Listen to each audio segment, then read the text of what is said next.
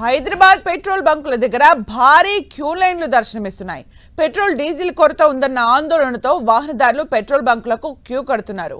హైదరాబాద్లోని చాలా ప్రాంతాల్లో ఇదే పరిస్థితి కనిపిస్తోంది. పెట్రోల్ కొరత భయంతో పెట్రోల్ బంకుల దగ్గర వాహనాలు నిలిచిపోయాయి. ఓవైపు బంక్ సిబ్బంది పెట్రోల్ కొరత లేదని చెబుతున్నా మరికొన్ని ప్రాంతాల్లో మాత్రం నో స్టాక్ బోర్డులు కనిపిస్తున్నాయని వాహనదారులు ఆందోళన చెందుతున్నారు. దీంతో ముందస్తు ఫిల్లింగ్ కోసం పెట్రోల్ బంకులకు క్యూ కడుతున్నారు. హైదరాబాద్లోనే కాదు, జిల్లాల్లోనూ ఇదే పరిస్థితి కనిపిస్తోంది. పెట్రోల్ కొరత వదంతులతో వాహనదారులు ఉదయం నుంచే బంకుల వద్ద పెద్ద ఎత్తున బారులు తీరారు. ట్యాంకులు ఫుల్ చేయించుకోవడంతో పాటు పలువురు క్యాన్లలో నింపుకెళ్లారు. దీంతో అనేక బంకుల్లో నో స్టాక్ బోర్డులు దర్శనమిచ్చాయి.